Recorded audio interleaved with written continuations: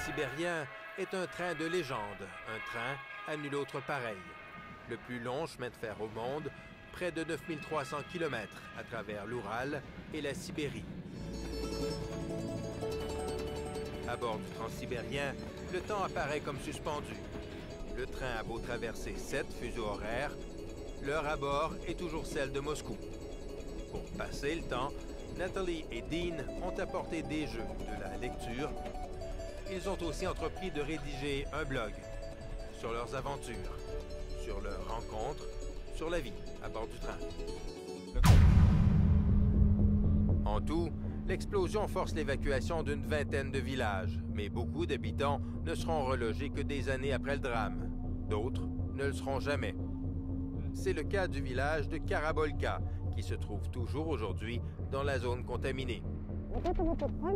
Nadejda y vient régulièrement pour prendre des nouvelles de ses habitants et ne peut s'empêcher de s'émouvoir de leur triste sort.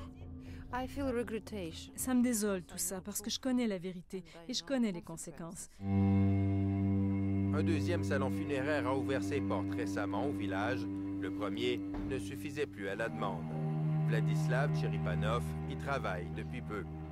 Il n'a que 41 ans et pourtant, il n'en finit plus d'enterrer ses anciens camarades de classe. Les belles de Sibérie attirent des agences de mannequins de partout à travers la planète, à la recherche de la perle rare. 4 fois par année, Anna Yujakova sillonne la région pour tenter d'y dénicher la future Kate Moss. Dans chaque ville traversée, elle organise un casting où affluent par douzaines des jeunes filles pleines d'espoir.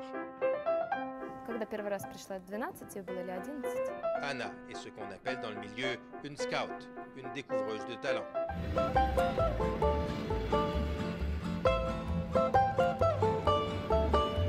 Le train ne reste jamais longtemps au même endroit, quelques jours tout au plus. C'est lorsqu'il arrive dans le petit village de Targiz que l'on comprend vraiment l'ampleur des besoins. Ce village, Zinaïda Moudovina l'habite depuis toujours.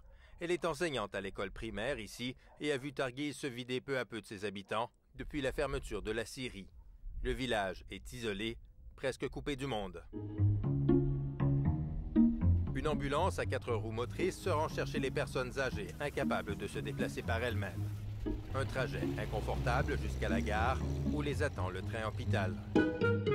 Zinaïda, elle, s'y rend à pied, une marche d'une 40aine de minutes.